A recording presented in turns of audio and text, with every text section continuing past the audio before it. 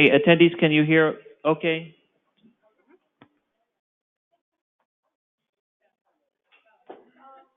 Maybe just send a chat message or something like that?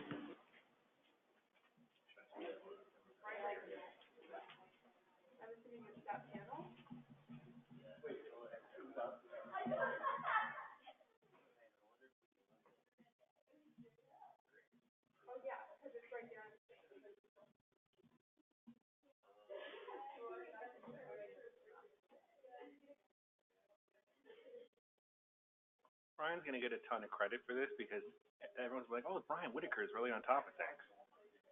Well, I mean, he is going to run the month of January. It hasn't. Only I have that power. I mean, I can hear you fine on my cell phone. Okay, and you're dialing in as an attendee. All right, perfect. This is the view. Perfect. Reposition the camera. Are you okay with that? We are somewhat married to where the lip is. All right. Sure, when you're. Yeah, I just moved it away, so I wasn't. I mean, it takes up radial, like you can hear me from here, but the closer you are, the better. Just when it's ready, just put these on, and when you have green light, good to go. Thank you. Right. Wait, you should be able to see a chat. You just can't see, because like I'm chatting to the whole room. Look for the chat button at the bottom.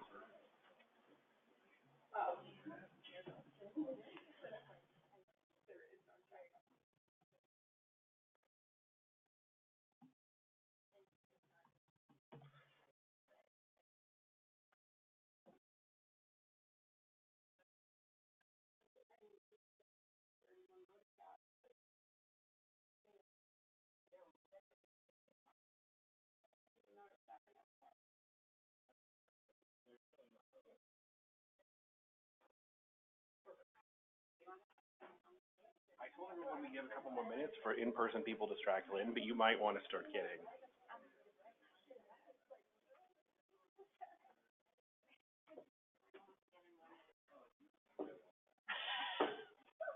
Good thing this is before lunch, is that what you're saying?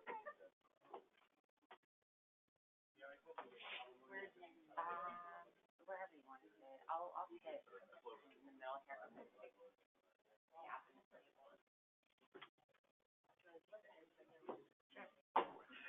Or not. I've got my own water.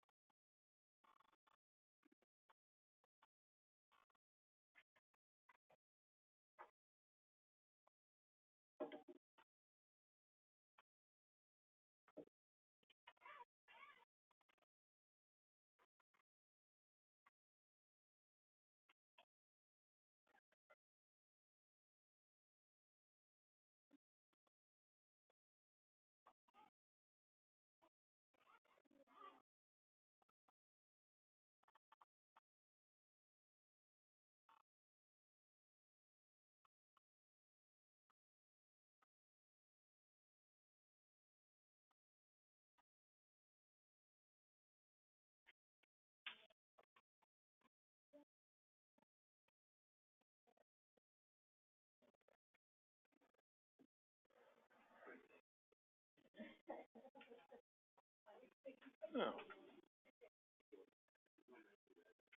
Perfect.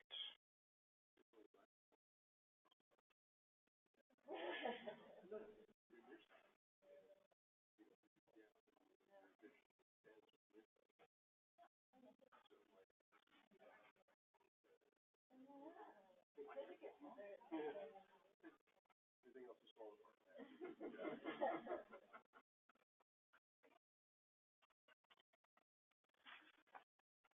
do we want to get started?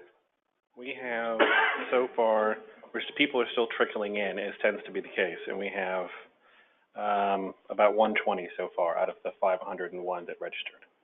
So I expect probably people will keep coming in over the first, 10 minutes. So welcome, everyone, especially all of you, those of you in person who braved the cold and the windstorm to get here. I don't really need to spend a lot of time talking about why an event like this is necessary. We all know how much change and how many different things affect our resilience that go on every week. I'm lucky enough to be in an agency that no one knows exists, so I never see myself in the news, but I'm sure some of you have that experience. And depending on where you are in your careers, maybe some of you have been through a lot of change already, some of you haven't yet, maybe this is your first presidential transition you've worked through. Either way, there's stuff all of us can learn to do a better job of helping ourselves get through the rough patches of being a public servant. So with that in mind, we thought it would be a good idea to bring together some people who can offer tools that you can take away and use in your own day-to-day. Plus, it's nice to be reminded that you're not alone, no matter where you are, in what office you work in, whatever your agency struggles with. There are people from everywhere else in the federal government who will say, oh yeah, I go through that too. So, the first thing, just to get a sense of the audience, and I'm gonna run a poll on the webinar at the same time, is can everyone raise their hand if they've worked through at least one presidential transition? Presumably, the only way you would know is if you started in February of last year. And then, has anyone here worked for more than two, through the previous presidential transition? And has anyone been here, and you don't have to volunteer if you're shy, but been through three? All right. I've launched the poll on the webinar, so I'll be curious to see what the responses are there as well. In the meantime, we've asked you a little bit about yourself. So the panelists are our subject matter experts. Can I ask each of you, do we want to start at the far end or the near end? All right, we'll start with Becky from IRS. If you can tell me just in a couple of minutes a little bit about your professional background and your own experiences with change and engagement in the federal workforce. And do make sure your microphones are on. We turn them all off. So hi, hopefully you can hear it. This is Becky Johnson, and I am with the Internal Revenue Service. I know this is going to be a shocker, but I have been with that particular organization for over 30 years. In August, it'll be 31 years, which is just mind-numbing. Okay, it's mind-numbing, mind-blowing. It never was my intent. Okay, when I started, it was going to be 2 or 3 years, and then move out. But the organization is quite a large organization, about 85,000, used to be significantly greater in number, and so many different opportunities and so many different kind of functions that you might not see in a smaller bureau or agency. I have held probably over 20 different positions in my career, and it's not like my husband has said because I can't hold a job. I just love to have different opportunities. I get bored easily. You know, attention span of a flea is what I say. Once something becomes routine or mundane, I got to move on, and I've been afforded that opportunity. So I am an executive with the Internal Revenue Service. I've been an executive since 2004, and I actually are responsible for the IRS corporate engagement, as well as our Human Capital Office, risk, engagement, finance, systems, and strategy. So a wide range, kind of fits with what I told you, right? I like a lot of different things, my hand in a lot of different pots. And as you can imagine, that involves a lot of different changes. Whether it's technology changes, bringing in a whole new learning management, performance management system that we're undergoing, whether it's change in the organization growing or larger or smaller, whether it's just filing season, non-filing season. The most recent change was the whole shutdown. I had responsibility for that for all of IRS. So change is just all over. And the most recent is the Tax Reform Act, right? We are now working fast and furious to implement those changes for next filing season. So that's a little bit about me and how change and how I might know a little bit about change and what I do in order to try to stay on top and to help my folks.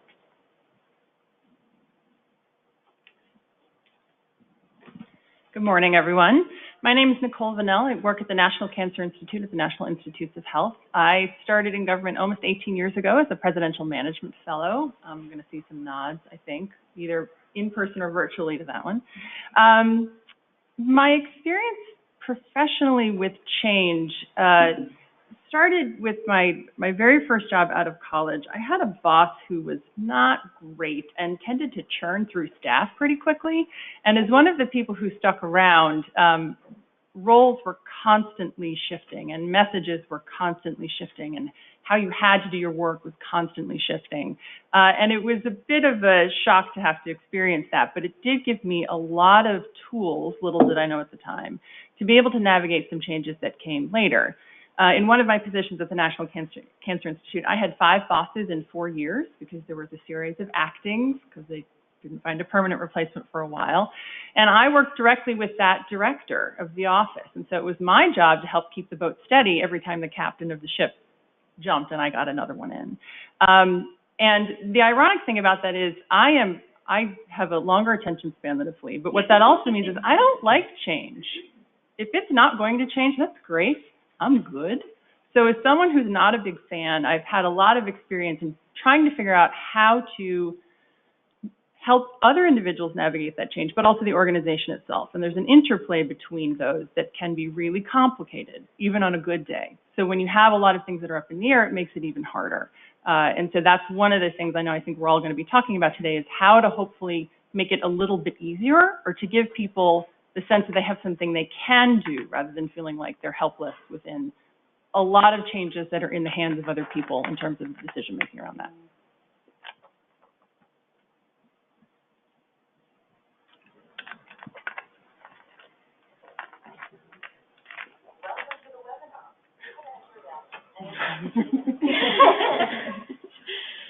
Good morning, everyone. My name is Brittany Beth. I work here at the Department of Education in the Office of Post-Secondary Education, and I'm in the Management and Planning Division there. So I actually haven't had a lot of change in my career. I started at Ed and worked for 6 years as a program officer in K through 12. And then I had a lot of change all at once. And I transitioned over to my new role in management and planning about 2 years ago. And with that, they gave me the role of shepherding our office through the transition and making sure that all the information was out there for the incoming political staff and also out there for the career staff to see what we were handing over to the political staff. And so and then I was also dealing with just a transition in my own career role. But right now there's a lot of change management discussion, but I'm also here to talk about engagement because that's more what I work on in my current role. So I'm part of an office that works on the organizational development initiatives in our work. So we are in charge of employee onboarding. We've also developed some initiatives for employee offboarding, and we have some exciting things around. We have an OPE. OPE is our acronym for Office of Post-Secondary Education. We have a podcast that has been very popular to keep employees engaged. I don't want to talk too much about that stuff because I'll get into it when we discuss, but thank you for being here today. Good morning. My name is Joe Moore. I work for the Department of Defense as a facilitator and a developer of leadership and engagement for both organizations and individuals. I would say that I've been engaged with change over the entirety of my career. I started out my career at the government as an Army officer and thought I was going to do that for 20 years and then got caught in the drawdown of 1993 when we reduced the size of the force. And found that I wasn't going to make it to 20 years in the active duty, so I had to make some rather dramatic changes between a November and a February. And I think that taught me a lot of things.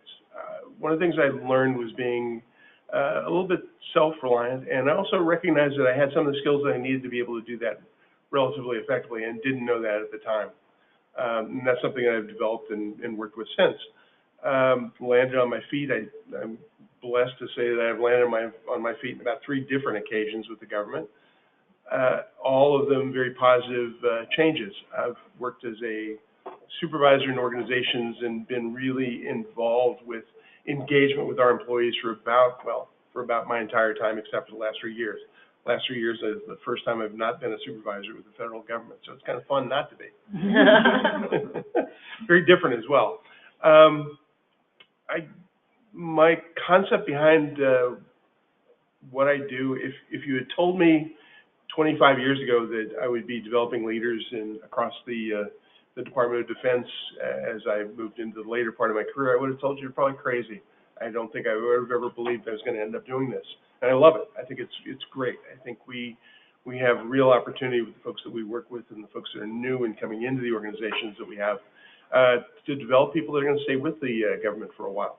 And you really have to want to do that. I mean, you really have to love what you do and kind of enjoy the role that you have as a government employee and as a government supervisor to do that.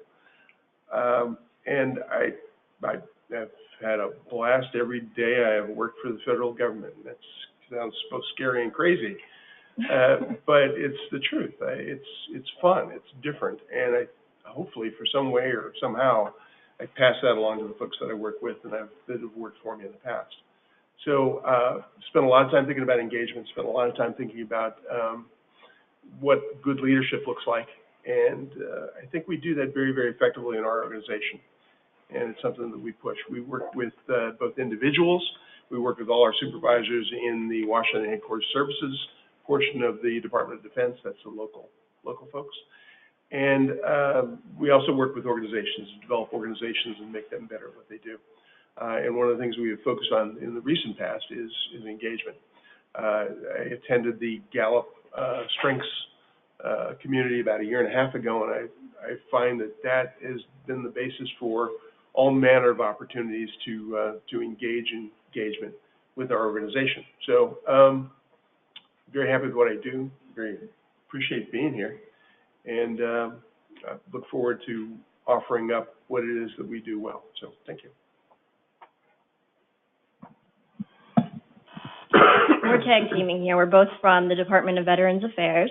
My name's Heather McCarran. I've been there for 10 years in a tiny 50-person program office called the National Center for Organization Development. So I've been doing OD for the last 10 years there.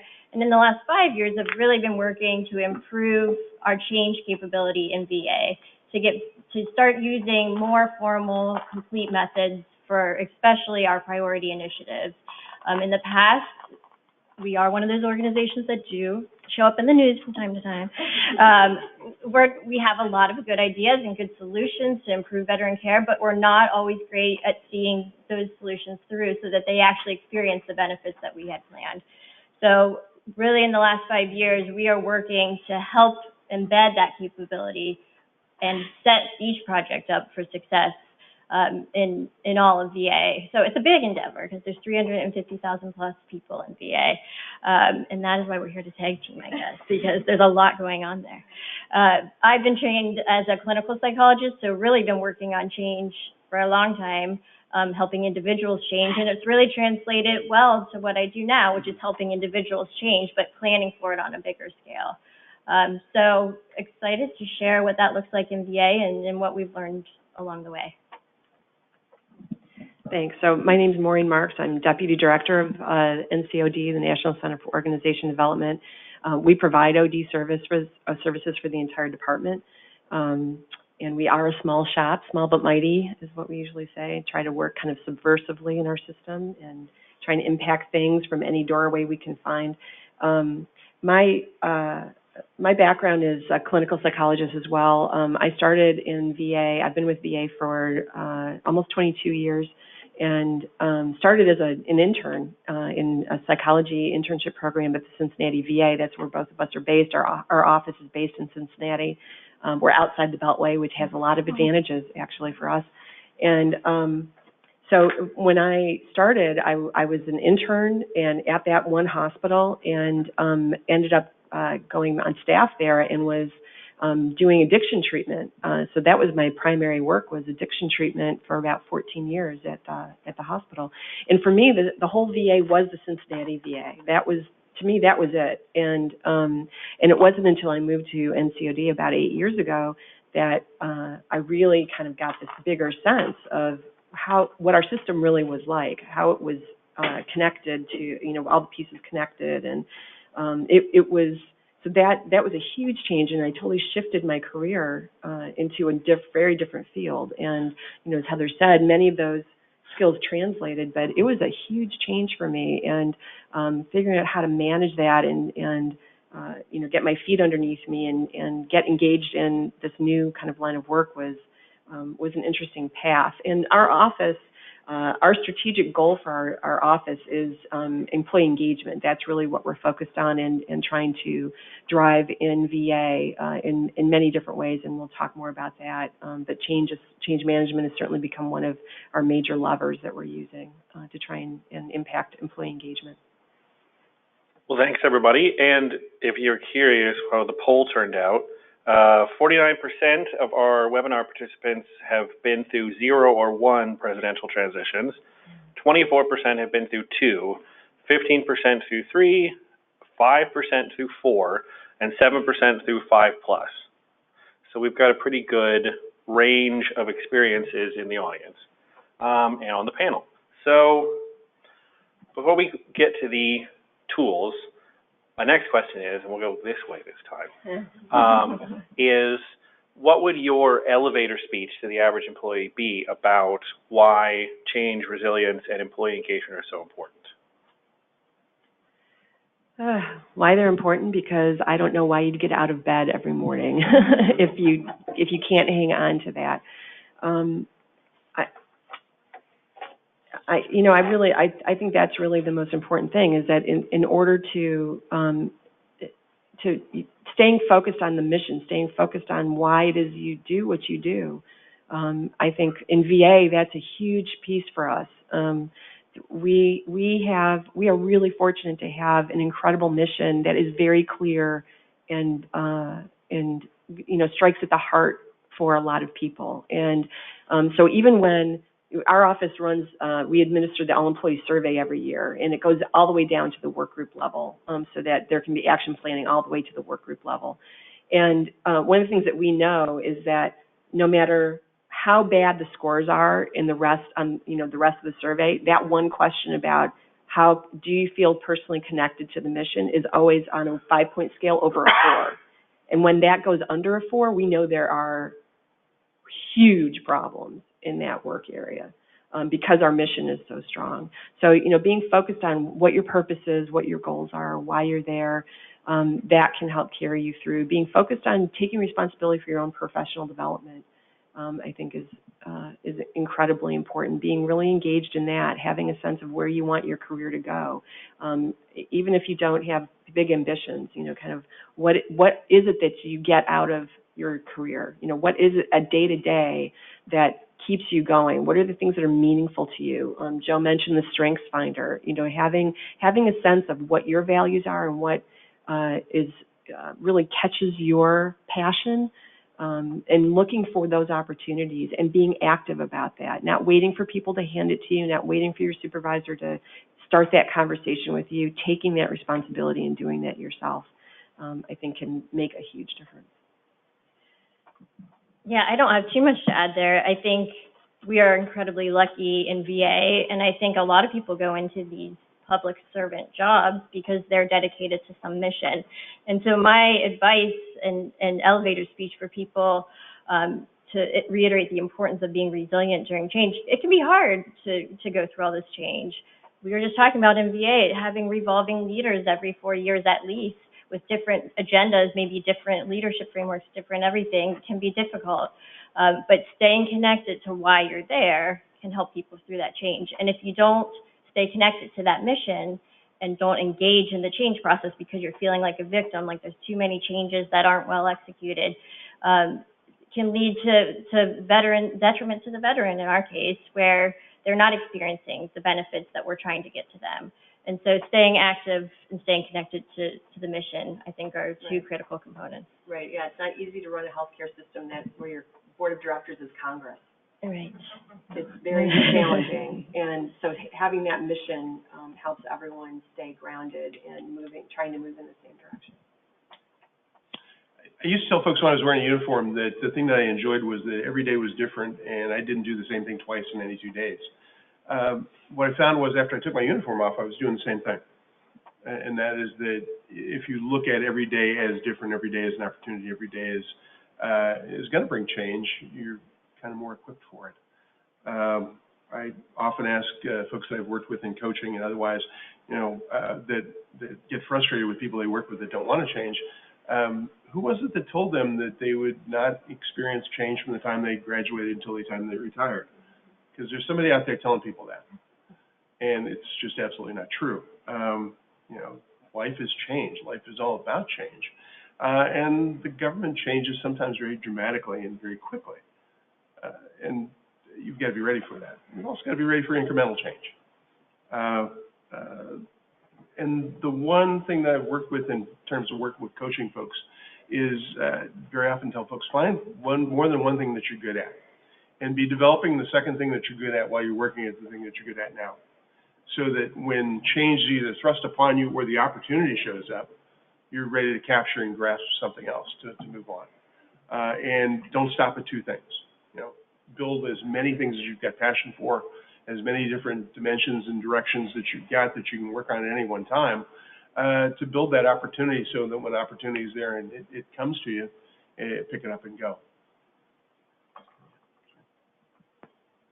I have to echo a lot of what's already been said today. I mean, most of us came to the federal government because we had a call to service. And I think especially if you talk to people around the Department of Education, we all have students in our heart, and we're really trying to do the work for the students. So, that's why we have to be resilient and engaged, is because we have a mission that we're working for. And as career staff, we came to the government knowing that there's going to be a major transition every 4 to 8 years. It's not news. And so we really are working in an environment of constant change. But that can't stop us from innovating and collaborating with each other and externally to meet our mission and our goals. We have the noble goal of maintaining the integrity of our democracy. So I think there's a lot of reasons to be resilient and engaged. And I think a lot of what my panel members have said about, finding your skill set and really working on building your skill set, and also following your passions and being open and flexible to change are really important.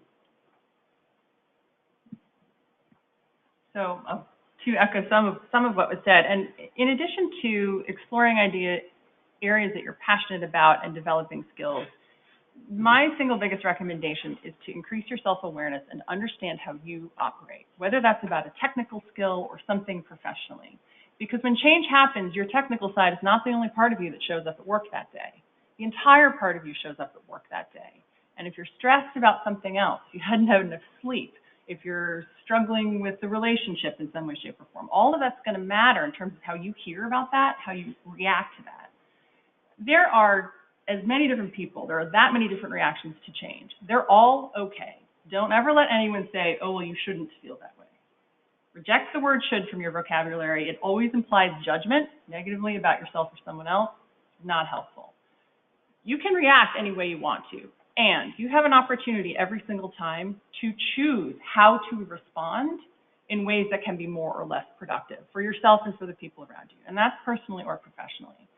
So resilience doesn't start when a change happens. Resilience starts way earlier, right? When you start to build a foundation to say, what do I need to know about myself just now in the status quo, so that when a change happens, I'm already, by definition, a lot more nimble to be able to do that.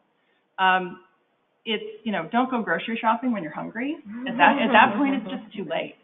So you need to be thinking about it now. And after every time a big change has happened, take a moment to self-reflect, to say, how'd that go? Was I good? Was that awful? What role can I have? What role do I have?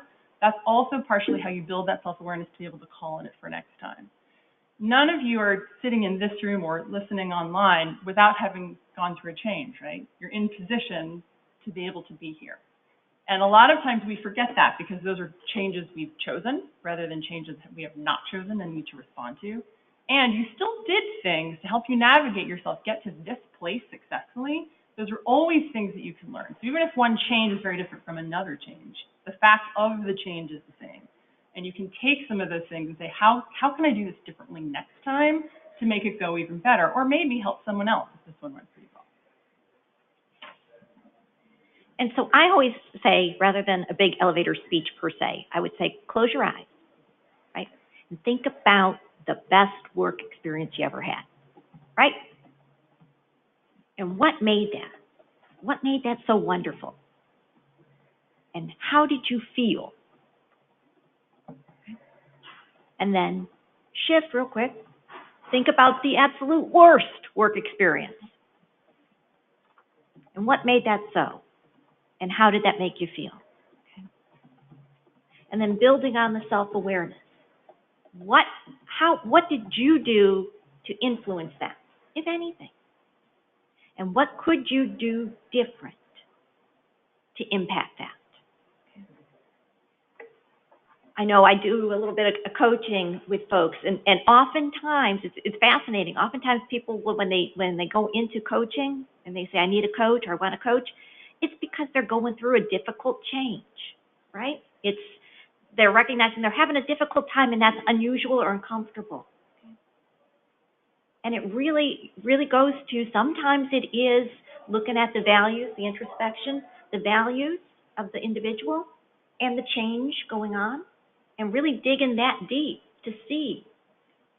Most times, if you really stop and think about how can I influence this, what can I do, what is my role, you can see a positive impact, and it makes it better. Sometimes, if it's a real core value issue and there's conflict, then you're going to have to make a hard decision and look something different. But that comes from you. Okay? So again, always think about what was that great experience. And then for those of you who are leading others, how do you bring that to other people, right? Because as we started, it's hard enough getting up when it's stinking freezing outside, right? Getting up and getting dressed. But it's downright miserable to get up when you are not feeling engaged or involved, or the change is knocking you on your derriere. Sadly, it's too late to retitle the event, Change is Knocking on Your Derriere. A panel. I know, it's profound. So then, Becky, starting with you, and I'll ask this question slowly so you can drink, but Thank you. having built up all this dramatic tension about why engagement and change management and resilience are so important, I would ask each of you, what are a couple of tools or best practices that every employee can, like if I only remember two things you tell me, like what would those two things be? One, building relationships. Connect to those around you, connect to those above you, connect to those that may work for you. Make connections. And not just superficial, not just, hey, Joe, because you need those folks. Whether you need them to help you get through the change, help you to get the work done, you may need them to help you, you may help them. But when you really think about connecting with folks and relationships, think about if somebody comes to you, when are you more apt to help them? Typically, it's when you know that person, a little bit about them, right? If it's somebody who's always a taker, you kind of get that look, right? Like, here it comes again. Yeah. Joe's asking again, okay? Never get anything back from Joe, but Joe's always asking. But if you know something about another person and you say, hey, and they come to you, you're much more apt to help, much more willing. And you need that same. So if you don't build those relationships now, you don't have the connections you're going to need to succeed and to survive in the change. And that's instrumental. So I would add to that, to develop as much as you can the skills to do that as effectively as you can. So I forgot to mention what I currently do, but one of my jobs is I run the coaching services for our institute, and I've been an executive coach for over 10 years. And coaching skills like asking powerful questions, self-awareness is a critical coaching skill as well, and engaging in active listening. You can't help someone if you don't understand what's happening, right? And very often, sometimes, just creating the space for someone to say something is the most powerful thing you can do for them on a daily basis, basically. So being able to develop those skills and being able to manage things for yourself to be able to help others can be really critical and can provide a really steadying influence. If you imagine uncertainty, right? You're a boat on the waves. The person who stands up to say, what's happening, tips the boat over. The person that says, hold on, we've got this, helps keep the boat steady. And a lot of times that can be very powerful for you because it gives you something positive to do. It gives you a positive action to take to say, there's something I can do, and here is what it is, right? And so making sure that you have the skills to be able to do that can be really critical. And then also making sure that you have the strategies for yourself about how can I do this? If everything else is uncertain, what else can I connect to help make sure that I'm in a place where I need to be to help others, to help myself, to help others, and when you're in a position to help the organization. So developing those skills, again, in a non-critical time and getting really good at those, they come in tremendously helpfully, and people will start to call on you and rely on you, especially in times of change. So I would add to that, change can be scary, but view it as an opportunity we talked about developing new skills and preparing yourself for change, but don't just sit back and, wait for the organization to help you along. There's a lot of things that I've done in my own career when I've felt stuck. And, one of those things is taking leadership training. Many of our agencies offer leadership development programs. There's also the Partnership for Public Service has excellence in government training, which is a really nice way to have a group of peers that you can talk to about the change and going through it. And I would also add that, try and be forward thinking. Look around you. I know now people always talk about there's a lot of retirements in the federal government. And so look around to see who's going to be leaving and do your own succession planning. Talk to your supervisor about learning some of their skills. And I did that in my role. I saw that there was going to be a vacancy coming up in our budget office. I asked if I could take on some of those duties and responsibilities. And so I shadowed the person who was about to leave for several months so that, for me, it was great because I got to be more engaged and learn more skills. But for our office, it was great too because they were able to fill a gap that would not have been filled in this hiring freeze. And I think the other point that I'd want to make is to take care of yourself, because when change is happening and there's anxiety and stress, you have to set some work-life boundaries and really be strict about them. And don't eat your lunch at your computer. Take full lunch break, and get up and go for a walk if you've been sitting too long. Get out and exercise a couple of times a week. Make sure you get a lot of sleep, because you're much better prepared to take on the day if you've taken care of yourself. It's kind of fun moving this back and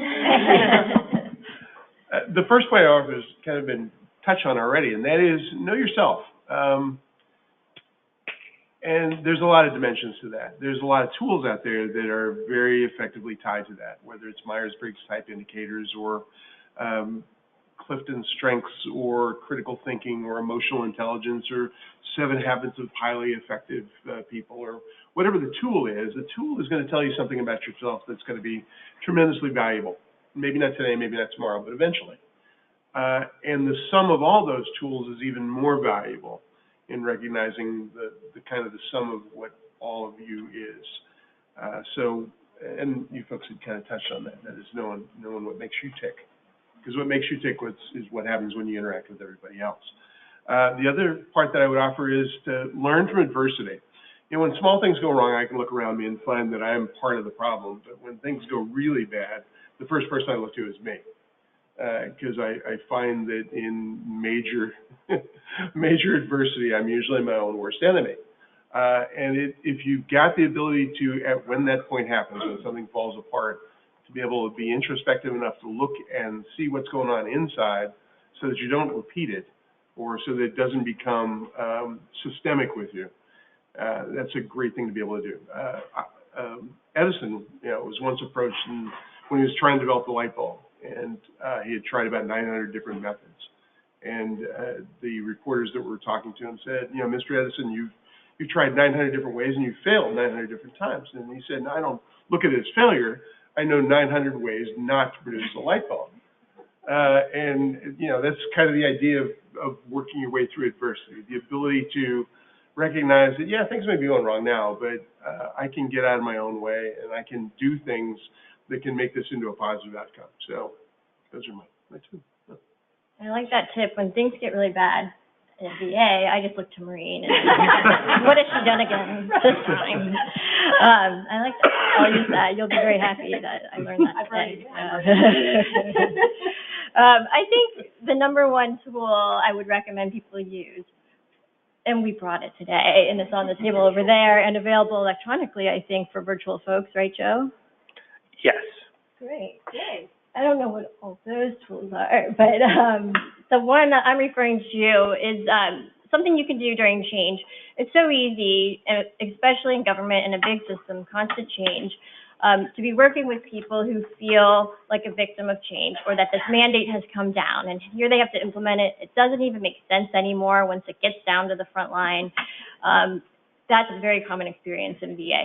And I think what I encourage people to do is to remember there's still room and you'll hear this theme, I've heard it a lot today already, to be active, to make it work. You don't want to implement a mandate as they wrote it and as you think it should have been implemented that doesn't make sense or doesn't work or doesn't result in plan benefits. You want to implement something that's going to help your clients and your customers. And so you have some room to make it work.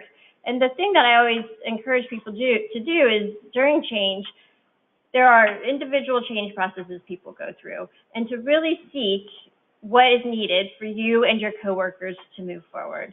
So is the change not making sense? Is it that people don't understand it? Ask questions, and don't stand up on the boat and ask it in a really dramatic way where everyone's going to fall off the boat. But think through what's changing, why. And there's questions right here. You'll see I have a script. What's changing? Why? Why is it changing now? What's not changing? All of these questions will help you and your coworkers move forward through a difficult change, and it'll help first understand what you need, but then your supervisors might not know these answers, and so they seek it from the people above them, and all of a sudden you're getting more clarity, and the change has a better chance of success. So ask questions, and if you're leading change, answer them in an open, non-defensively way, and use this kind of guide when you're leading change or receiving change to really understand what is being implemented. So the other tool that we brought is one that we have been using in VA for probably for the past year or so, and it's similar to what Becky was talking about in terms of finding the themes, right? And so this is a more kind of structured way for people who really like visuals to be able. Can you go to the timeline? Yeah. So we use this timeline and ask people to just plot out over the course of your career, using whatever time frame you want, what were the high points and the low points for engagement for you, and make little notes at each point, just so you can remember what was going on then, and then you can plot it. And then you can look at where all of the ones that are in the high range, what were the themes? What are the things that are in common about those experiences, either about the workplace, about the supervisor you had, about the coworkers you had, about the kind of work you were doing? What was it that was going on? Same thing for when you're in the bottom quadrant. When you're below that midline, what were the things that were going on that were in common there, that were causing your engagement to really tank? So having that self-awareness is really useful. If you're a supervisor, this is a great tool to use and ask your employees to complete it for you and bring it into a one-on-one with you.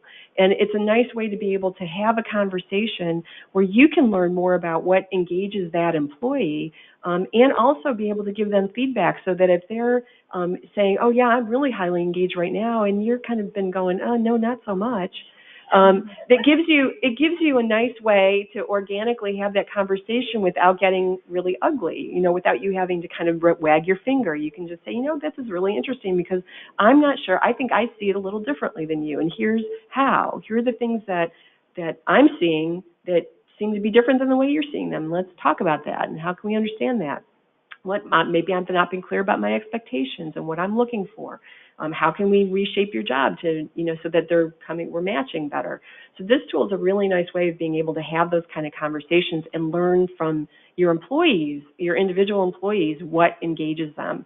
Because in VA, we know through our research, we know that there are 4 main drivers of engagement in VA, and they line up with what OPM has found and what General Accounting Office has found.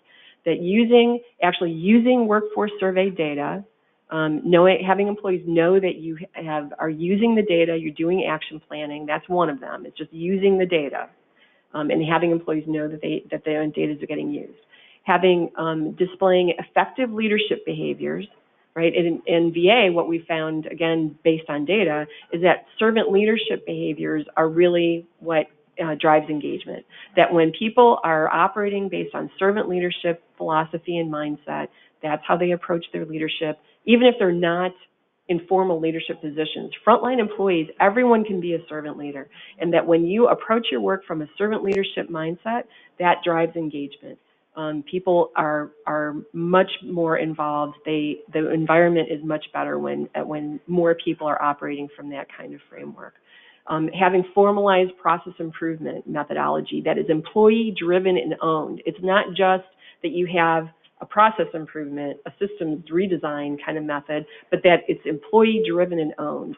When that's in place, then it could be Baldrige, it could be ISO 9000, it could be Lean, it could be Six Sigma, it could be purpose-led transformation. There's a ton, but as long as they have that employee involvement component, that's a driver of engagement. The last one is employee development, when there's a focus on employee development, which is what we've all been talking about.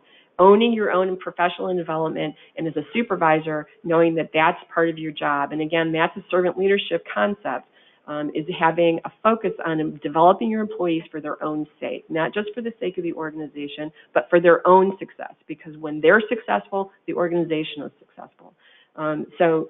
Those are the 4 big things, but we also know that there are unique drivers at every work group. And so our all-employee survey allows people to be able to get that kind of information for this particular work group. What are the unique engagement drivers for that particular work group, in addition to these big 4 that we know are the case across our department? So those are the kinds of things that we really focus on. I don't want to throw us off, but could I just add a little bit and maybe ask everybody here? Because one of the things that we were talking about as we were waiting to come in is the communication piece, right? Where sometimes maybe you're the supervisor, maybe you have people working for you, or you're the employee working with a supervisor who maybe doesn't have the best communication skills, right? Because sometimes people get in roles because they are technical experts, right? And so a lot of what we were talking about here, even with the chart, is having that communication. And how do you do that if maybe your supervisor doesn't have maybe that people skill, that communication skill? Maybe that's just not innate to that person, right? Does anybody know what I'm talking about here? Okay. Just nod your head, give me something. Because it happens, right? So how, sometimes it's like, well, I'm beating my head against the wall trying to get that person to hear me. And so one of the things that we were talking about, tools that I think many of us have this is, a communication guide. And I know we created one in partnership with our union members and our manager associations and our employees that actually Google has put up on their site because they thought it was just so simple, right? Because it's like, well, how could you not know how to have a conversation? Okay, right? How do you not? But people don't really get that sometimes. And so I'll be happy to share that after the fact and link it. But again, it's really taking you through the step by step. And sometimes you have to broach that subject with your boss, right? And think through, how can I have this conversation that maybe I'm not as involved or engaged as I want to be, or maybe I'm frustrated. And thinking through the steps and the way to start that conversation and that communication piece. And then if you are a supervisor, what are you doing? If you are a leader, what are you doing to have those conversations one-on-one with your folks? Not just about the business results and the numbers, but about who that person is, what that person needs, where that person is on this engagement scale, what's going on in that person's life that could be impacting what's going on at work. Because even when we did that timeline here, you know, it's not just work when you're at your highest point. Right. Because your personal comes right along with you. Right. And so when you're at your highest point on your timeline, I am sure it's that you had a good mesh. Work-life balance, family, friends, work. And so just kind of thinking about how you posture that as a leader to get to know your folks so that you can have those kinds of conversations. And for those who maybe that's a little uncomfortable, using the step-by-step guide. There's nothing wrong with that. Showing your employees you're human and you're trying to learn different skills to help relate. Yeah, for supervisors, it's really important to know. Gallup put out about almost 3 years ago now an article that talks about employee engagement and the impact of supervisors. And one of the things that they purported was that 70% of what explains the variance in employee engagement has to do with supervisor behavior and tone. That's huge. Even if their numbers are a little elevated, that's still a lot. Those of you who know about social science, that's a huge amount of variance to be spoken for.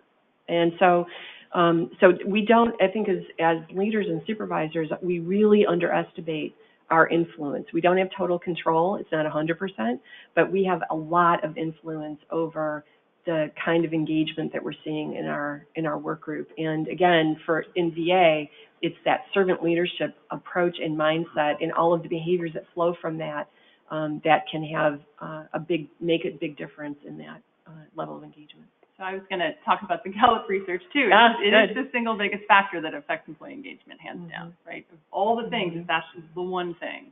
So if you're not a supervisor, you're going, great, that's great, what am I supposed to do? Right. So first of all, again, it doesn't happen only in times of crisis. This has to be a relationship that gets built. So that, and supervisors, we also have bosses. You need to learn how to manage up effectively.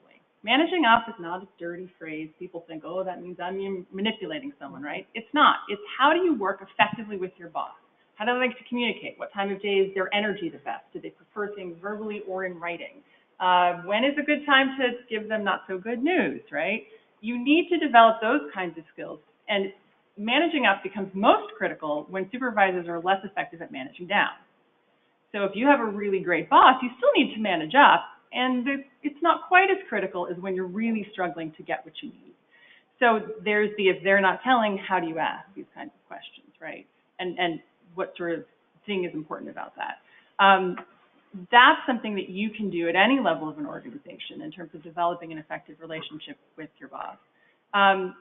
When you're talking about communicating change, a lot of the questions that were on the screen are incredibly critical. My favorite is what is not changing, because I promise you everything's not changing all at the same time, even though it feels like that. The other questions that can be critical have less to do with the content of the change and more to do with the environment in which the change is happening. So what else is happening in and outside of the organization right now that might be influencing how people are reacting to the change? What is the history of how change has been handled before, and what kind of baggage has that created, because it wasn't done well probably, that you're dealing with, whether you want to or not? And whether or not those things get communicated, they can provide important context and framing for your messaging around the change, because that matters, right? I've been in government long enough to actually watch things cycle. When I first got in, people promised me it would happen, and it does. I have also watched change management efforts fail completely, because they were done so poorly. Now, there's the fact of, well, that was bad. And then there's the fact of there were thousands of people involved in that who remember, right? And so the next time something comes down, you're already at a deficit. One of the frameworks that we use in our work, my office does supervisor training, leadership development, OD, change management services, human capital planning, sort of soup to nuts, is the work of William Bridges. There's change management, which is how is the change getting managed? And William Bridges talks about transition management. So while the change is happening, maybe organizationally, every individual has to go through their own transition to navigate that change.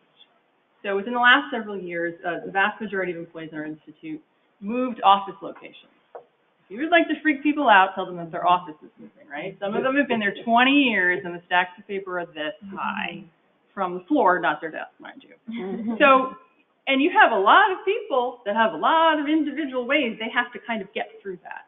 And some people, if you think of it as a marathon, run a, 2:30 marathon, and other people might never finish, and other people take 6 hours. And it matters if you have water stops. It matters how well trained they are and what kind of capacity they have. It matters if someone is at mile 3 and you throw on another marathon because you've got another curveball coming down the pipe. So you need to pay attention to the deficit that people are incurring as they're going and understand that that's going to be individual. If you take a look, if anyone's interested in that, part of what Bridges talks about is the strategies that you can use in each of these phases. The first phase is ending, so you actually have to let go, and we skip over that one a lot. Then the neutral zone in the beginning, I won't get into that. But part of what he does, for those of you that like to grab onto things, you go, panel's great. They say, no, myself, I don't know how to do that.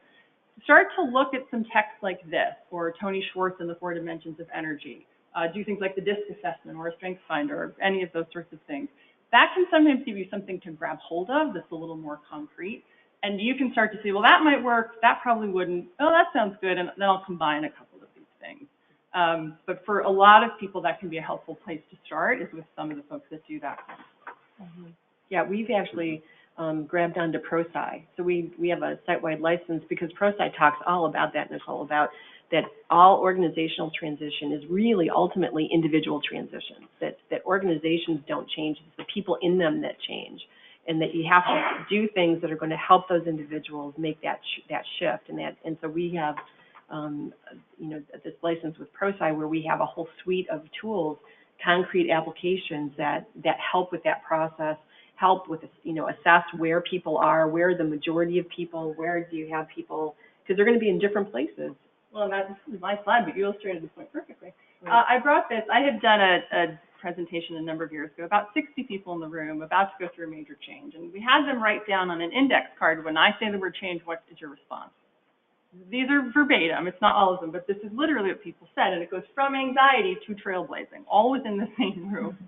So you can imagine how there were a lot of different responses to this change. And those last two, I didn't make those up. Someone actually put a bunch of coins in my pocket, and someone else put my clothes.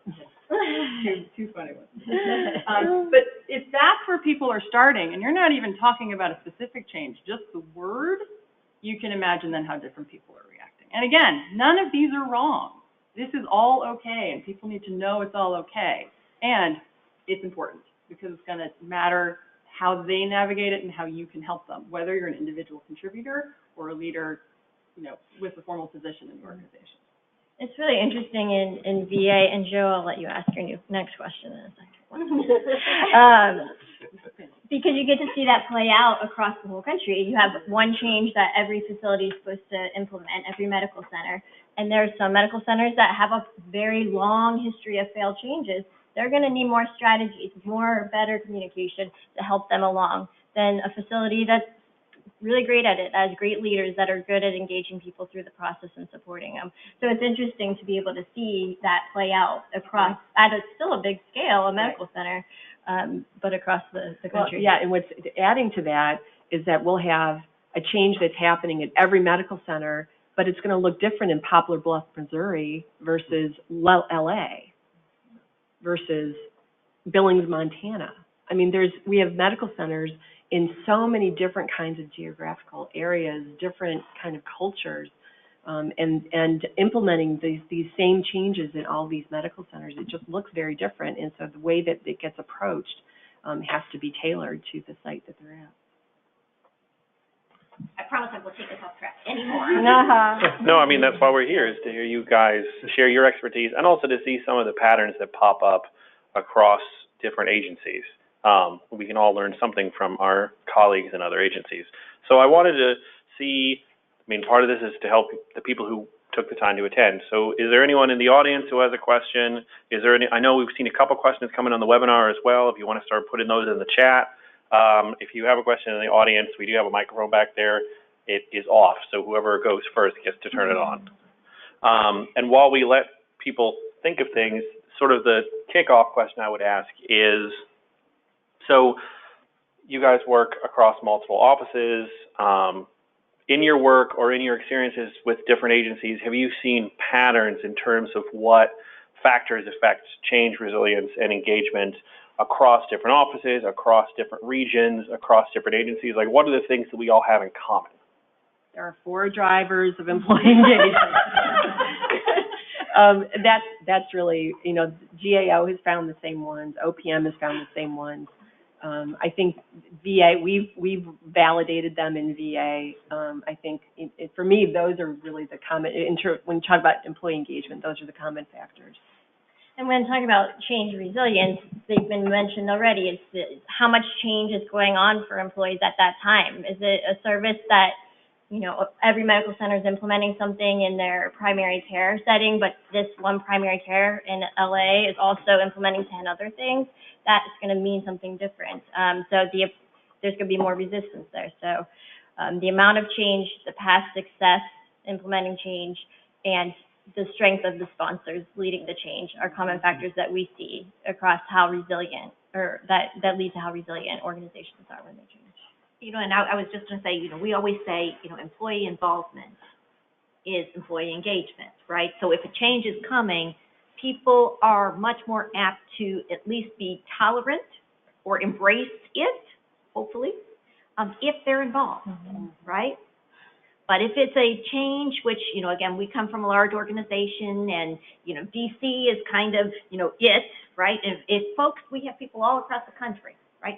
So the folks sitting in our Cincinnati office, or the folks sitting in Pennsylvania, or sitting out west, if they think it is something, the change is coming from DC, right?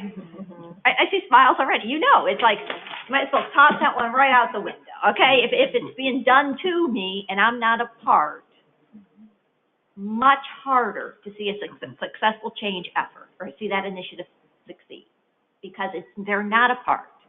People in DC don't know me. They don't know how we work. They don't listen. And so really the importance of involvement, rather than having change done to you, being a part of that change. And I think the other thing I would add is there is the need for high support, right? You need to create opportunities for involvement. You're going to develop people. You're going to coach people, and that's both individually and organizationally. In order for it to really work well, you also need to have an environment of high accountability. Employees can't just say, oh, well, I'm going to check out, even though I'm going to sit here. They have to be held accountable for engaging in some way, or understanding that then it's going to be harder. And that is difficult. There are a lot of supervisors who are supervisors because they are technical experts. NIH is a scientific research organization. When you get your PhD or your MD, people skills not typically part of the curriculum in the way that you would need them to be a supervisor in the federal government, right? So it makes a lot of sense that this is a struggle for folks. And a lot of times, we just don't hold employees accountable, whether that means showing up on time or implementing a change that needs to happen, because that can be hard to do, or feel even harder to do if you haven't tried it. So having those things, both high support and high accountability, really help motivate people, or create an environment which they can motivate themselves to be able to take some kind of positive action rather than continue to be stuck, right? Energy is contagious, especially negative energy. You know what I'm talking about when you walk into a meeting and someone's unhappy. So the more you can get out of a negative energy loop and say, well, this may be hard, and if I can do something and take a positive forward action, that's going to help. The change may still be hard, still may be difficult for you individually and for your organization, and if you can take a positive forward action, you're going to put yourself in a much better place to be navigating it.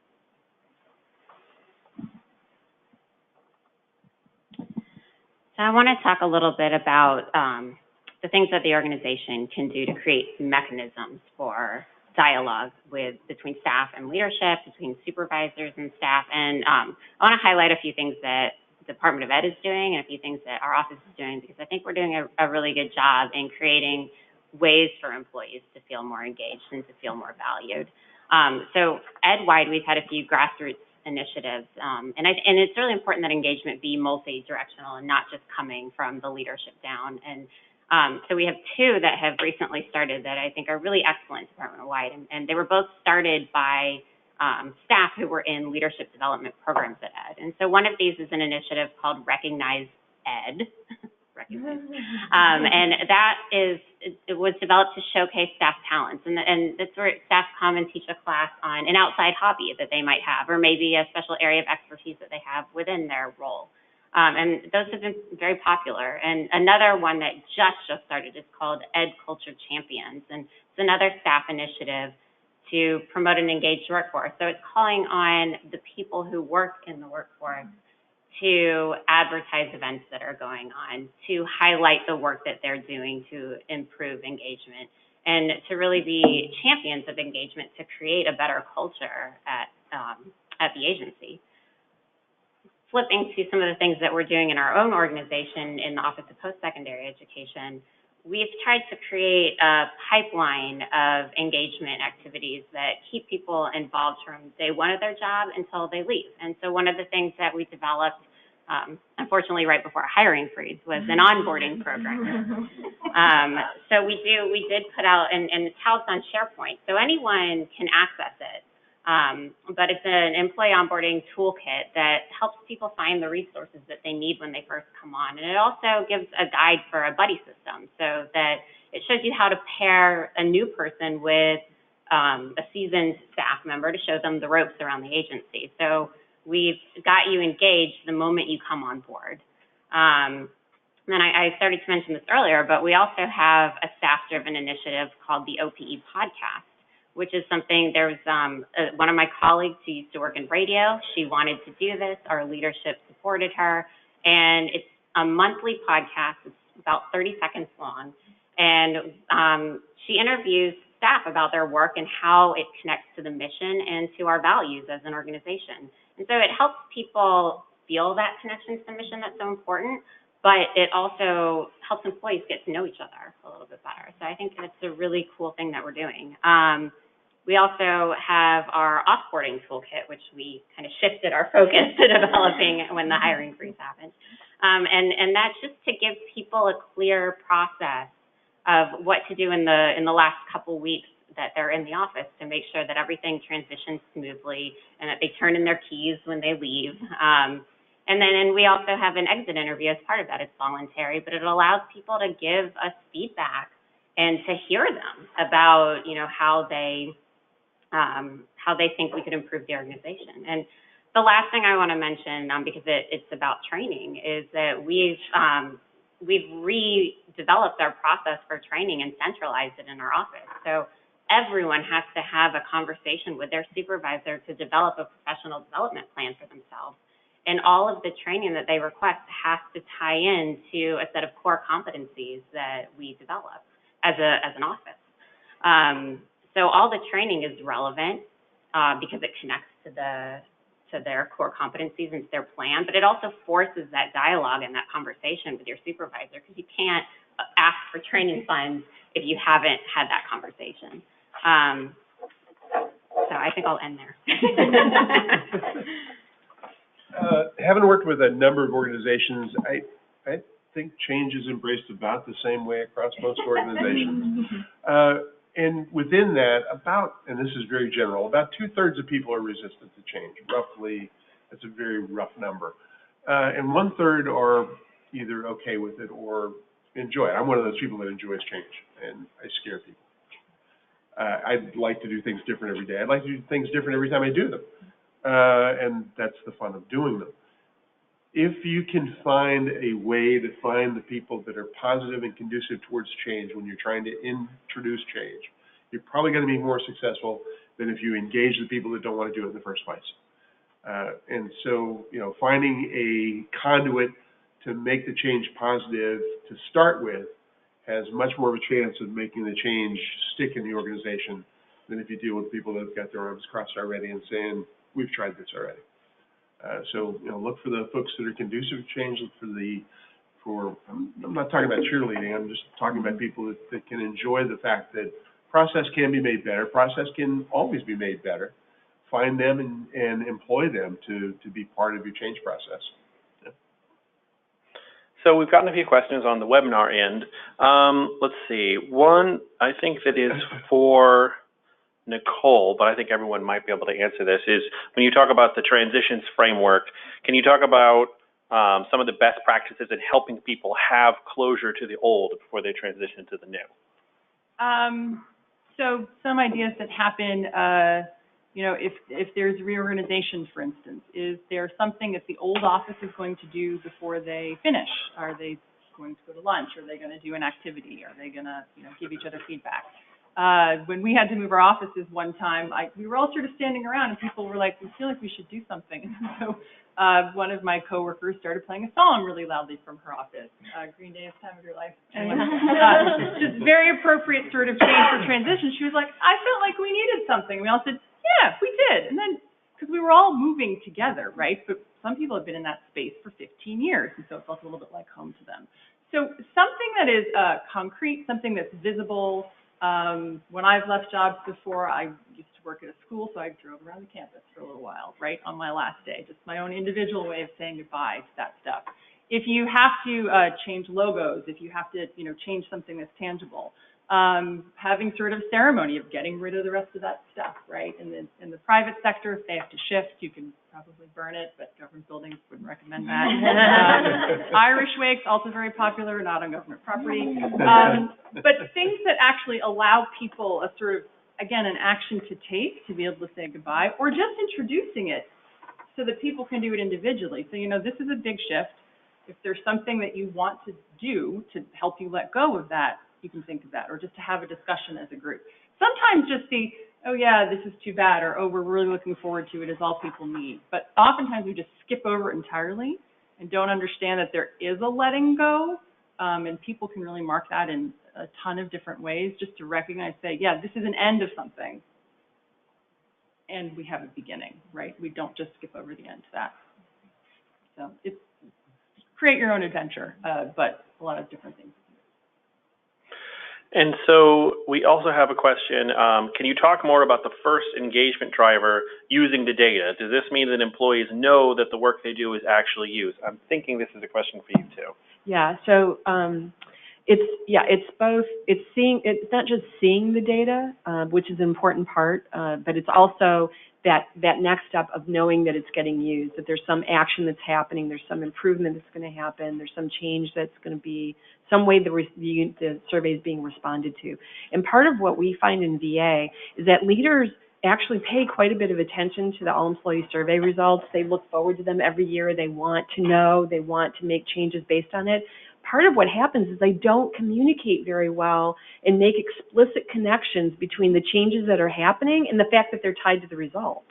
And so employees, they see changes happening, but they don't make that connection. And leaders forget that. You know, often we'll say that to leaders and they'll go, well, it's so obvious. Well, it's not obvious to the employees. You know, they're way disconnected from this process. And it's easy as leaders to forget that we're sitting in a very different spot and have a different view, and our employees don't have that view. And so it's making those explicit connections so that employees know that this change is, we're doing this because of what we heard in this survey. It's, you know, we have three focus questions. IRS for years kind of just did, when we did the federal employee viewpoint survey, every organization, every work group started focusing on questions, right? And you could never really kind of turn the ship around when everybody's going in different directions. And so we decided to focus in on three core questions. And the biggest question is number 41, right? Which is, for those of you who are not wed to the federal employee viewpoint survey like I am, okay. I believe the results of this survey will be used to make my agency a better place to work, right? And when you take that question, that's really saying, one, not only is it participation, taking the survey, but then from that number, you know, I really think we're going to do something. And it goes to the connecting the dots for people, right? It has to be a conscious, deliberate effort to take tangible actions, communicate those tangible actions, and tie them to, we heard you, right? You told us this, we are doing this to see that, right? Drawing those connections. like you did as a kid with the Connect the Dot books, right? And we, as leaders, as drivers, as employees who are seeing it, can help in making that connection for folks. Because without that, the data can sit there all day, but people, if they don't know that you're really listening, we will never, ever see significant change. And I think in addition to connecting the dots, we talked about this a little bit earlier, but one thing we see through our office is that not every supervisor is good at using the data and helping their work group use the data. So equipping them with a skill set, and it doesn't take much. It's a conversation guide. It's we have, it's a template, and we have an infrastructure to push that out because we run the all-employee survey. But helping them, I had coached a leader once, and she was about to debrief for all employee scores with her service. And I said, okay, well, what are you going to start with? How are you going to start? And she said, well, I'm going to walk in, and this was a very technically savvy leader who got promoted because she's very bright and was technically savvy. She said, and I'm not even kidding, she said, I'm going to go in there, and I'm going to tell them how embarrassing this is to me. And she didn't see that that was wrong necessarily. She felt embarrassed, and She was being transparent. She was being transparent. And I could acknowledge that, and I could say, yes, it can be embarrassing to be the leader of a group that has low scores. So let's talk about how you're going to help turn those scores around. And it's not going to be starting with that line. And so I think anything you can do to equip leaders to have that conversation and connect the dots goes a long way. Right. And one thing is that we know that this works because we have two in the all-employee survey, and we're getting to merge our all-employee survey with the FEVS this year. So we have one survey that incorporates all of the mandatory FEVS items, and it'll go down to the work group level. So that's where the action planning really needs to happen. But we have two questions in there. One's about data sharing. So did you see your data this last year? And the other one's about data use. Do you know that your data was used? How confident are you that your data was used? Those two, they're two different questions. They get reported as percentages. And what we have found over the last few years since we've had those two questions in there is that when those questions start to rise, when those percentages go up, the rest of the all-employee survey scores travel up with them. So these things are correlated. Now, they're correlations, so you can't say it's because they shared the data, but these things travel together. The more you share the data, the more you use the data, the more you're going to see positives across the board in workplace environment perceptions. So the next question I think any one of you can take a crack at, but I'm enjoying the interesting presentation. You work in a changing environment, and so you develop flexibility and adaptability. But why are there people who literally fear change and the colleagues who bring in new ideas, insights, and perspectives to the table? Sometimes enthusiasm can scare them too. What do you do with people like that to create a collaborative environment? So, as one of the panelists who doesn't like change, a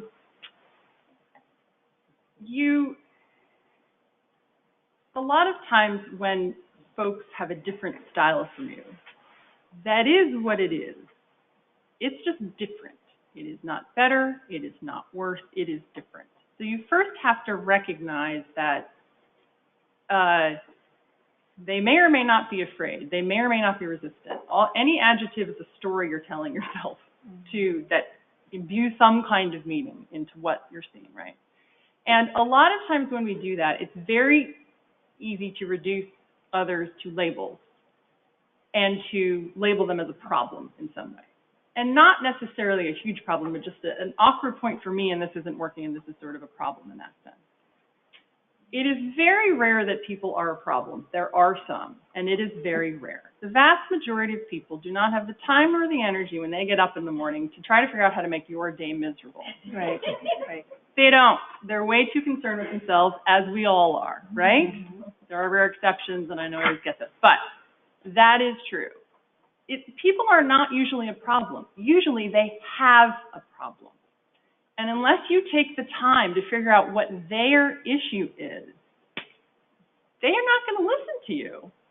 And they're going to resist the positive change you think you're bringing, right? And they've got some labels for you, too, and a story for you, too, that's probably not so flattering. And when we get stuck in story, and when we get stuck in those labels, and I don't know what's them, we can't get anywhere. So you need to ask a question, and then, right, 2 ears, 1 mouth, use them in proportion, and then listen to say, what is your concern, right? And as for why people fear change, because they do. Not ours to judge, and they do. And there's been some neuropsychological research that humans have five basic psychological needs, and you can watch different regions in the brain light up with these, right? So this is, again, I work at NIH. We have to back all of our OD work up with research-based interventions, or we're in trouble with our scientists. So, and one of those is certainty. And when things are uncertain and we take a negative hit on that psychological need, right? I'm judging all the time, friend, foe, friend, foe. Uncertainty, don't like it, foe. I want to move back. That's an incredibly natural and really basic response. So it's not a bad thing, it's not a, maladaptive thing, and some people respond that way more than others. So understanding we all have that range is going to put you in a much better position to be able to develop an effective working relationship together. Not how can I convince them that my way is right, but how do we sort of meet in the middle in a way that's going to be most effective for us and for the organization? And one of the things about this, David Rock, is the research on those 5 psychological needs is that in times of uncertainty, a lot of negative hits, right? And they just keep on coming these last couple months. One of the things you can do to counterbalance that is to get positive hits in some of the other areas. So when you're thinking about self-care and you're thinking about self-awareness, that can be something else that can be positive.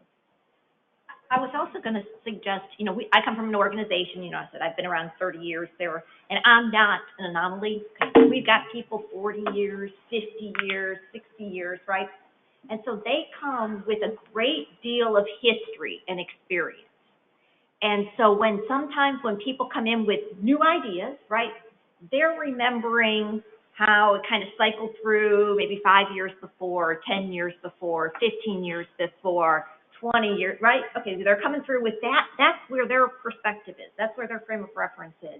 And so you're coming in with this great idea, because I know I do this, I got this great idea, And they're thinking, Beck, we tried that, right? Mm-hmm.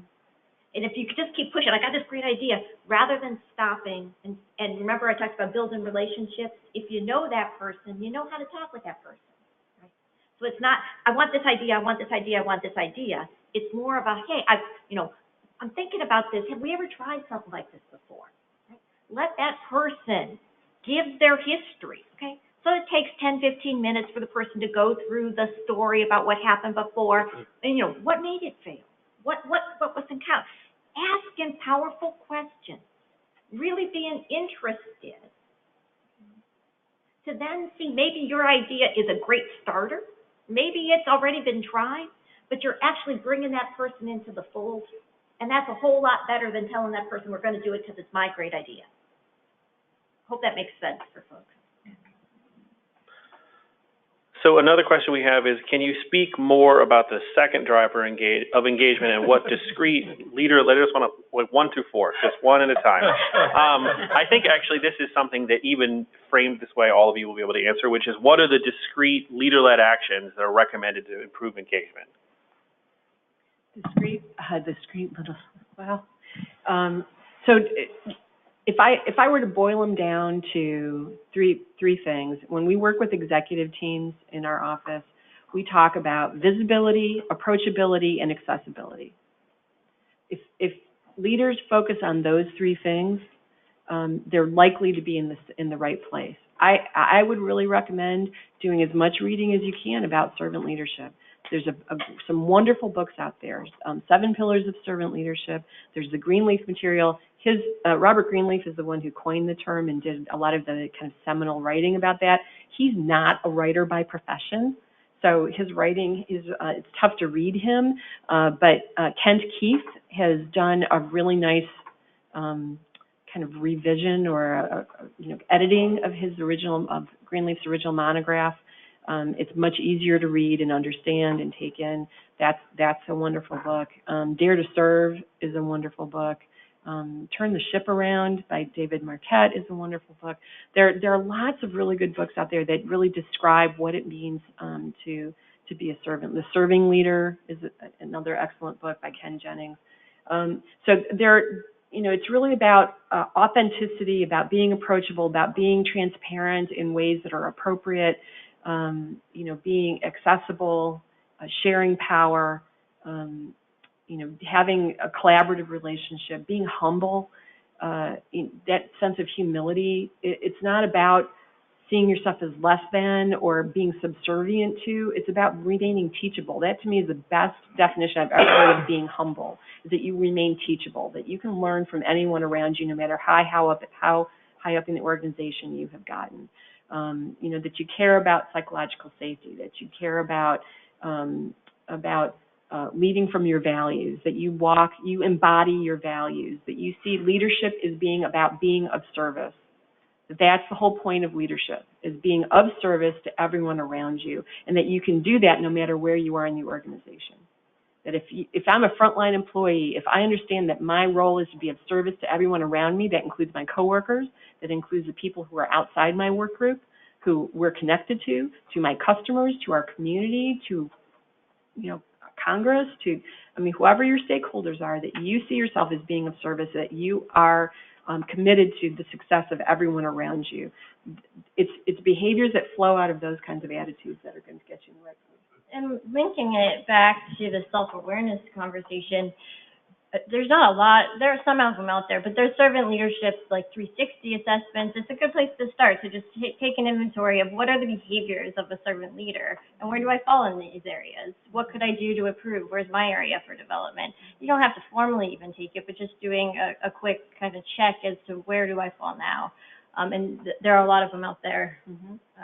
And I think that's one thing that really helps leaders develop these skills, is trying to benchmark it against an actual framework. Right, and the accountability that Nicole was talking about is that, people often have this misconception that if you are a servant leader, then you're not really holding people accountable, which is not the case, because you have got to do that. In order for an organization to be successful, you have got to know how, but it's how you hold them accountable. That makes all the difference. And again, if you have that mindset, then the way in which you hold them accountable is actually going to be helpful to them and help them grow. I don't help people if I see them walking toward the edge of a cliff and I'm going to let them jump off, and they don't see it.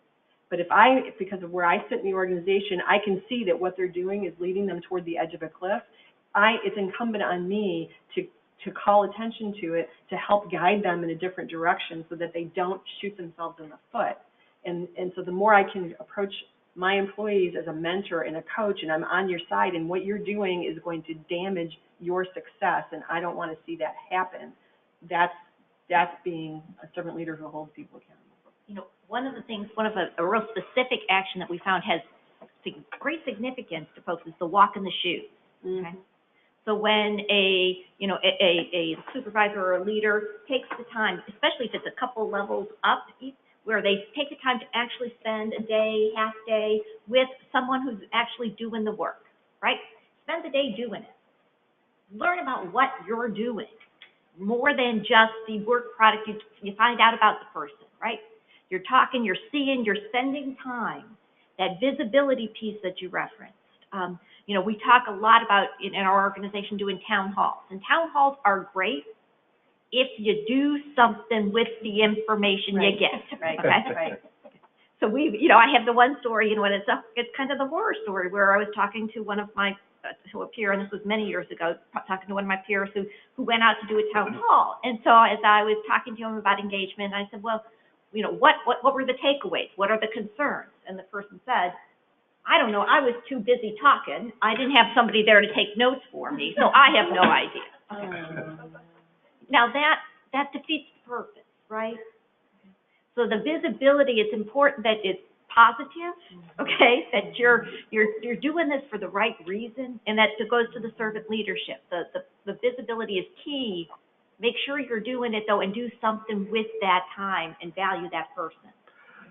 And I'll say a couple of things. One is, don't do a town hall or don't ask a question unless you want the answer. Right. And you're going to do something. Doing so, asking a question and not caring about the answer is worse than not asking the question, because you create an expectation that something's going to happen, right?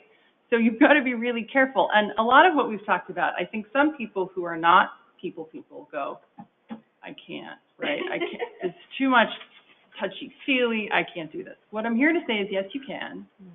And what you need to do is figure out ways in which you can do it, because it's not going to look the same for other people, right? It's not. I'm an introvert, And yet, I can do the kind of work I do really well because I figured out ways to do it that work for me. And you've got all different, on any scale, on any self-assessment, all different types can be able to do this. And to figure out practices that work for you is going to be the most effective way to do it. Because you still want to be you. You can't take on someone else's mantle. It doesn't work that way. So to be able to figure that out.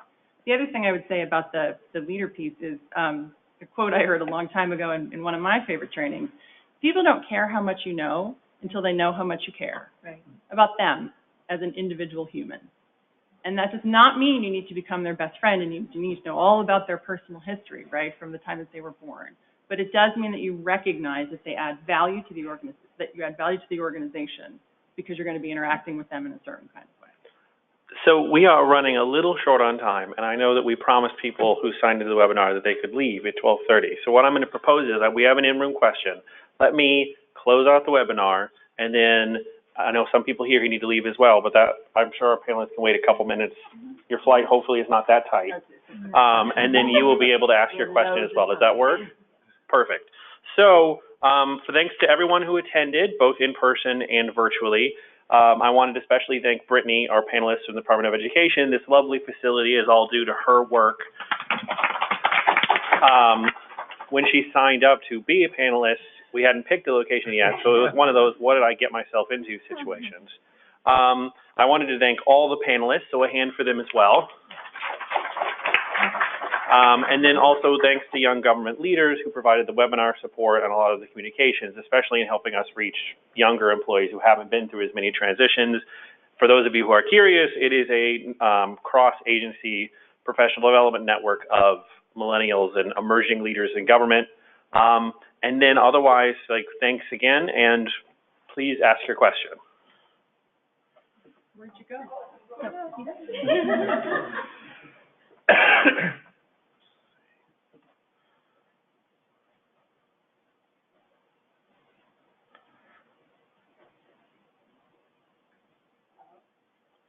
Testing 1, 2, 3. There it Okay. goes. My question is, my name is Anne-Marie Mathurin, and I don't work for the federal government. I work for the state of Maryland. And my first question is that how do I make a cultural change when the managing official is used to managing down as opposed to managing up? For example, I just get a promotion and my supervisor is already telling me to hold the officers accountable. And I have no problem doing that. I love to follow the policies and procedure. However, we are in chaos, for lack of a better word. So by holding them accountable, I had to look at the policies and the procedure. And I went back to it and I realized as managers, we are not doing what we're supposed to be doing. So I approached them and I asked them, what does this policy say? What does that policy say? However, I am getting through to my immediate manager. But because I work for a facility that has A, B, and C shift, how do I put across that information and motivate them to do their part before they hold the subordinate accountable without me as a person who is subordinate to them, not getting the negative treatment from them because I am trying to manage them or motivate them from below? If you know, did I explain myself? I'm trying to tell my bosses that they need to be accountable for, but I need to do it in a way that will motivate them and get them to act upon it. How do I do that? So what you're saying is that they need to hold the next level accountable before that level can hold. They need to hold themselves accountable first, Right. And then expect us to hold people below me accountable, Right. which I'm holding everybody below me, but when it comes down to where is the documentation that I have to give somebody a level 1, there's no documentation. So most likely my energy is wasting because in the previous, I've only had this position for a week. In previous year, there's no documentation. So I'm trying to get them to hold themselves accountable, and then so I can, when I hold my subordinates accountable, we are all on the same page on all 3 shifts consistently. Well, I think for me, it always comes back to making it clear that you share their goal, and that here's what you need in order to meet that goal. And the more that you can tie it back to what ultimately they want, the more they're going to be likely, because they're going to see what's in it for them. Okay. If what they want is this outcome, this is what you need here in order to get to that outcome. And if they see that's, and you can make the case for that really strongly, that should be enough to be able to get them to you know, and if you have solutions you can offer, here are ways that this could be addressed. Okay. Here are some options. You know, can we talk about how we might be able to make this happen so I can reach the goal that we all have in mind, that I share this with you, but here's what I need to be able to get there.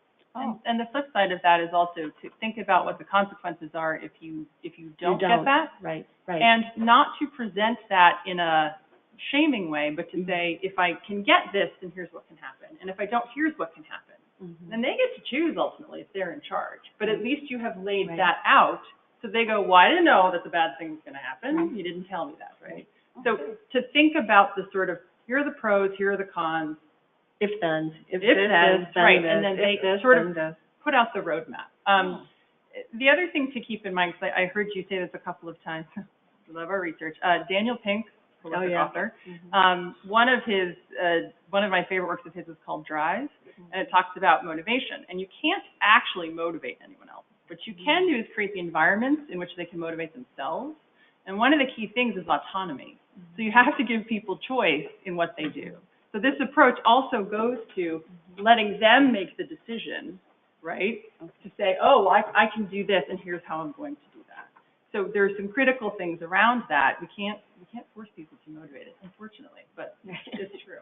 And then the other piece is, you know, you mentioned that it's in chaos. And so I always try to tell people, sometimes you try to, you know, you can't eat the whole elephant. If you ever heard that statement, you can't eat the whole, chunk it out, right?